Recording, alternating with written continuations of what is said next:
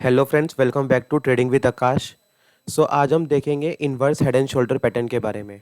तो मैं पहले आपको एक थोड़ी सी ब्रीफ समरी बता देता हूँ कि ये inverse head and shoulder pattern होता क्या है और ये कैसा दिखता है। ठीक है। तो सपोज जो हमारा कोई भी शेयर है वो कुछ इस तरीके की मूवमेंट दिखाता है। ठीक है, इस तरीके की, फिर यूं, देन यूं। ठीक है। इसमें हमारे पास क्या है, जो शेयर है वो इस रेंज में, ये जो हमारे पास एक रेजिस्टेंस है, ठीक है, इस रेजिस्टेंस से ये ऊपर नहीं निकल पाता है। ठीक है। और यहाँ पे वो बार बार टेस्ट करता है इस रेजिस्टेंस को। ठीक है। फिर नीचे जाता है, फिर यहाँ पे रेजिस्टेंस टेस्ट करता है, फिर नीचे जाता है, फिर दोबारा से रेजिस्टेंस टेस्ट करता है।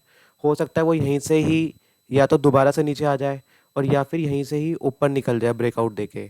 ठीक है। अगर ये दोबारा से ऐसे नीचे जाता है और ऊपर जाता है रेजिस्टेंस को टेस्ट करने के लिए, तो ये बनता है हमारे पास complex reverse head and shoulder pattern बनता है। ठीक है। काफ़ी केसेस में ये हो सकता है कि दोबारा से इसे टेस्ट करने के लिए नीचे आए। ठीक है। तो चलो अब हम एक एग्जांपल्स की तरफ देख लेते हैं, बैक टेक्सटिंग करते हैं। तो मैं आपको एग्जांपल दिखाता हूँ इसमें। रिलायंस में एग्जांपल देख लेते हैं। रिलायंस में अब हमें ढूंढना है inverse head and shoulder pattern. तो इसके लिए हमें थोड़ा सा पीछे जाना पड़ेगा। अ,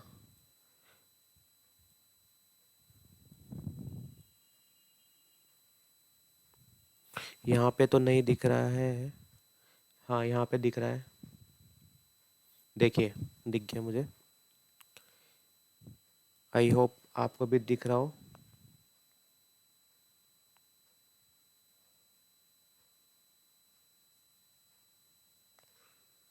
ये देखिए, शेयर जो था हमारे पास यहाँ पर इस रेंज में, यानी कि 2199 और यू कैन से 2200 की ये यहाँ पे रेजिस्टेंस फेस कर रहा था। मैं मार्क कर देता हूँ। ये 1 time, 2 time, 3 time, then in 4 time इसने यहाँ पे ये ब्रेकआउट दिया। ठीक है। इसको मैं अब हम प्रॉपर एक बारी बना के दिखा देता हूँ मैं आपको। यहाँ से हम इसको बना के दिखा देते हैं एक बारी। देखिए, यहाँ से ये इसका लेफ्ट शोल्डर है, यहाँ पे इसने टेस्ट करा, देन ये इसकी बॉडी की फॉर्मेशन हुई, देन ये इसका राइट शोल्डर फॉर्म हुआ। ठीक है। और फिर एक बारी हम इसका टारगेट देख लेते हैं। इसकी हम जो डेप्थ है वो मेज़र कर लेते हैं।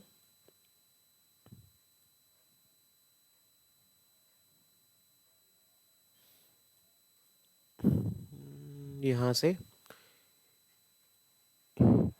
इसकी जो डेप्थ है वो 210 की है, और इस डेप्थ को हम इसके ऊपर लगा देते हैं।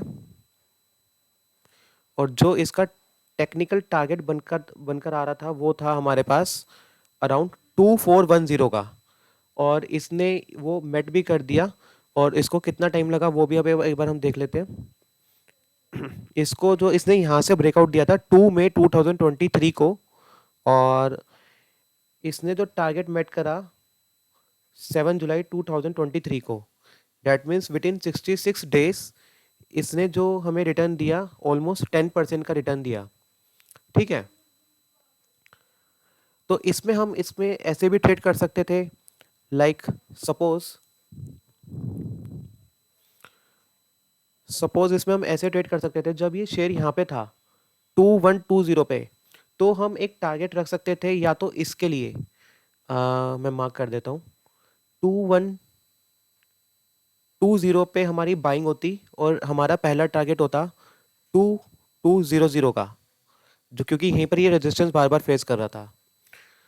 और दूसरा सेटअप हमारा ये हो सकता था कि जब ये ब्रेकआउट दे दिया इसने, उसके बाद हम इसमें एंट्री करते, तो हमारे पास जो टारगेट निकल कर रहा था वो आ रहा था 10% का। ठीक है। चलो अगला पैटर्न हम देख लेते हैं। अगला हम देखते हैं बजाज फाइनेंस में।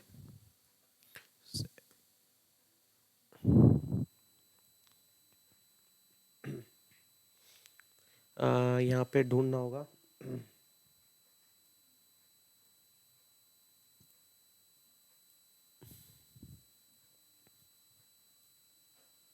यहाँ पे तो दिख नहीं रहा है।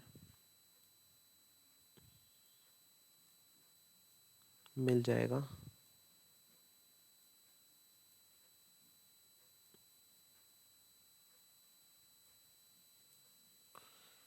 यहाँ पर भी नहीं दिख रहा है।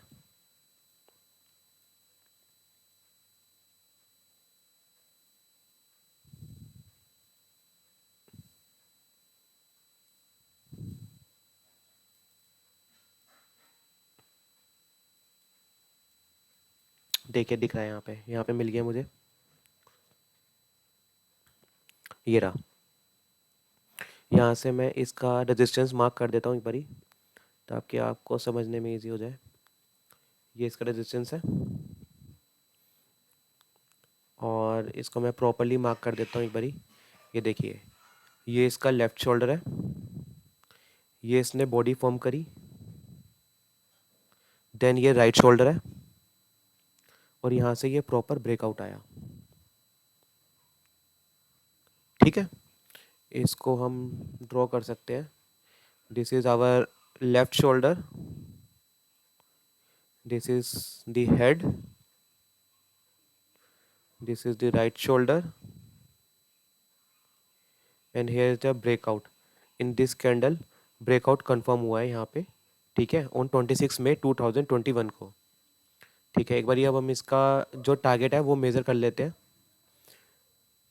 यहाँ से इसकी डेप्थ थी, और ये इसका रेजिस्टेंस था, जो कि ऑलमोस्ट 30% का जो इसका टारगेट निकल कर आता था। अब देखते हैं इसने 30% टारगेट को मेट करने के लिए कितना टाइम लिया। और ये इसका था 30% टारगेट फ्रॉम द रेजिस्टेंस, जो कि इसने मेट कर दिया। इसका टारगेट निकल कर आता था, डेट इज़ समवेयर अराउंड 6950। और इसको ये कंप्लीट करने में कितना टाइम लगा, हम ये भी देख लेते हैं एक बारी।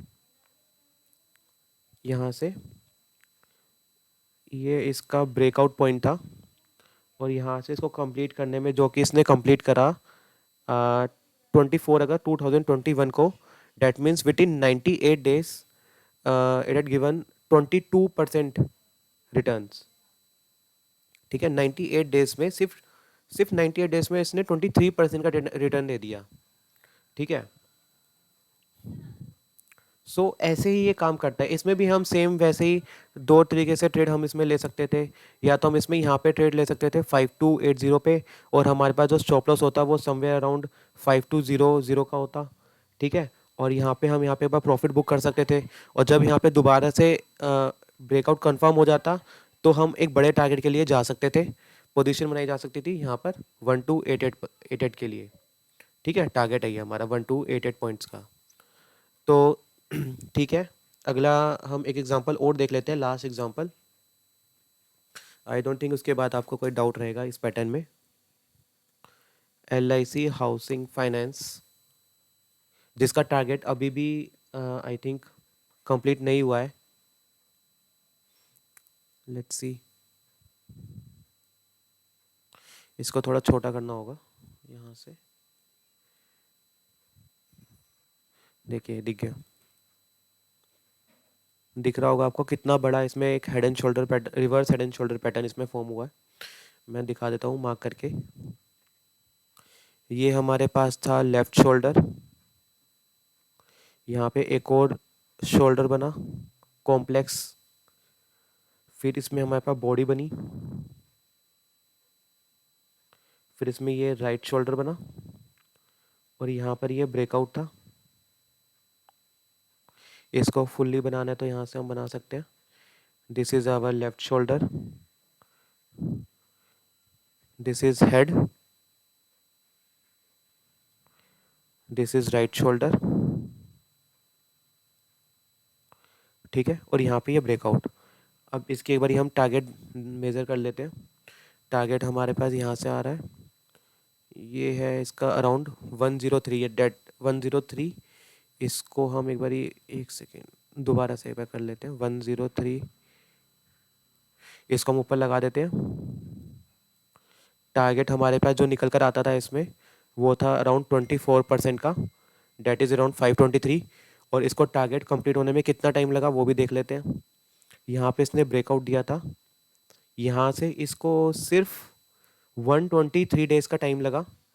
ठीक है, डेट इज़ ऑलमोस्ट 4 मंथ्स, और इसमें 4 मंथ्स में 24% का गेन आपको दिया है।